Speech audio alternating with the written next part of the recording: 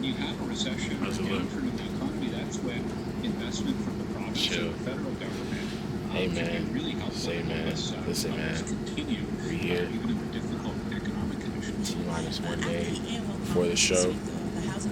How do I feel? Municipalities can help. I don't know, this feels a little more bougie. You know what I'm saying? I'm used to just like a basement and just like development charges, for example. chill. But are you on top of that? Nah, this does feel bougie though, I can't even lie. I'm not used to just, my dog is though, but I'm not, you know, so I just gotta like, let's get out now. You know what this feels like? This feels like a label building. All the like point to the desk over there. It feels good though. One more day before the show. If you haven't gotten your tickets yet, I think it's too late because I don't think I'm posting this. This will be out after the show. Yeah, it's out after the show, so you just missed it. You know what I'm saying? But hopefully you can pull up to the next one. And if you're international, whether you're in Australia, you know what I'm saying, whether you're in Malaysia, whether you're in Indonesia, Bass Room is on the way. Even all my US people, you know what I'm saying? Houston, New York, Bass Room is on the way. Provide that money, give that money to municipalities, and as a partial replacement for some of the development charges. So that's another way to. He's been putting out music since he was 14 years old. And sometimes, in fact, for years at a time, he was putting out a song a week. Here's one of those songs. This is NLN with a song called Ego Die. Icon that you got a nice little ring to it. I star journeys that they try can't finish it. My phone only got a nice little Spanish chick. My contacts are in the trash, they wanna switch. Hi, by Ottawa rapper NLN. He's going to be taking the stage at the Shankman Arts Centre this weekend, but first, he joined me in studio. Good morning. Good morning. How you doing? Great. Welcome to Ottawa Morning. Thank you for having me. So we're listening to a bit of the song Ego Die. Can you tell us what that song's about?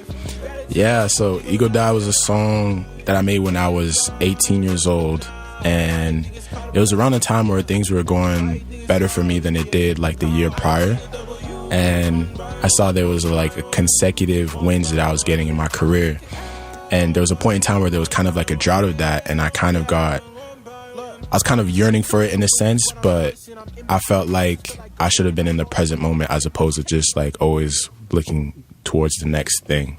Right. So I wanted to make a song, and the song was already called, shout out Rooftop who sent me the beat. The beat was already called Ego Death. So I kind of like played along that, and it kind of resonated with what I was going on at the moment. So you were getting into it when we were listening to it. Yeah. You think it back to those years. I mean, it's just a couple of years later, but you mentioned that things were going better for you at the age of 18. Yeah. What was going on when you were 16, 17? 16, 17, I started dropping one song a week when I was 16 years old. So I was kind of just like getting into the groove of like my work ethic and really just like getting into the groove of just like rapping too, because I grew up listening to like only pop music. So like I was working really hard towards my rap. So I was putting those out every week, and they weren't really getting much attention. Like the only person that was really listening to it was like my manager who's in the room today. So it was just like kind of me and him going back and forth in high school, kind of just like me making a song, me playing it for him, then putting it out on SoundCloud. Nobody really listening to it, but I'm just like kind of dedicated to, you know, one day having people on the other side of the screen, like really tapping in and enjoying the music. So SoundCloud is telling you how many people are listening or how few people are listening, and depending on how the song was doing.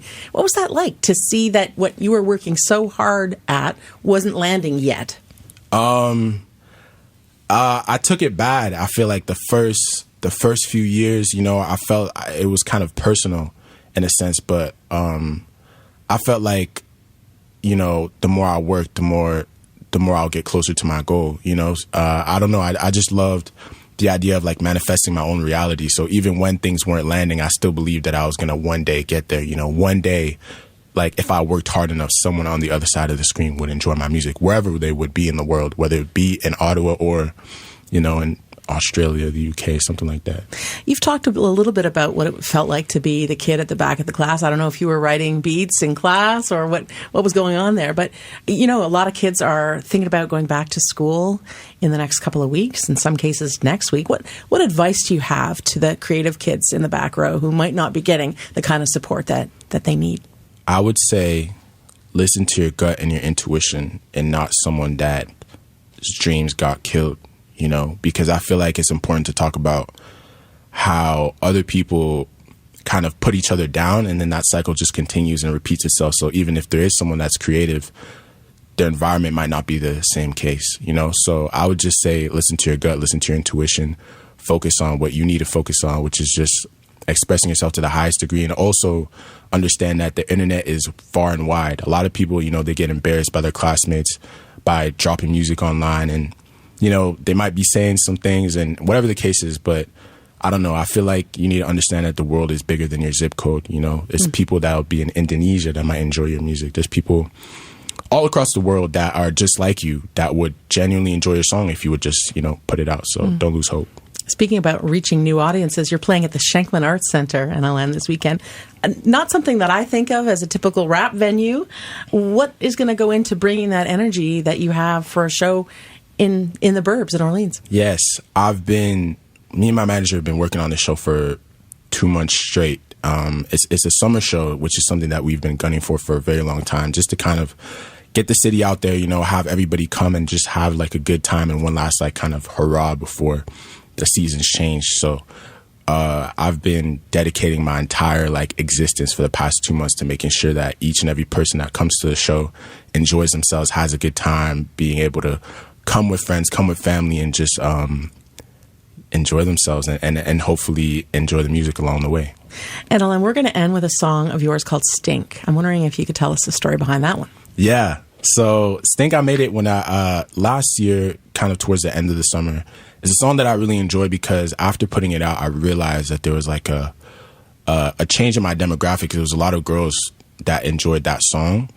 And that kind of led me on a path in the journey of just like woman empowerment in my music, and just like, you know, showing appreciation to the women out there, you know, letting them know that no matter what they go through, that someone is out there to, you know, support them and make them feel like acknowledged and cared for. Thank you so much for coming in. We're going to hear this song now. Thank you for having me. NLN performing at the Shenkman Arts Center tomorrow night, 8:30 p.m. You can get tickets at shenkmanarts.ca. Here's Stink.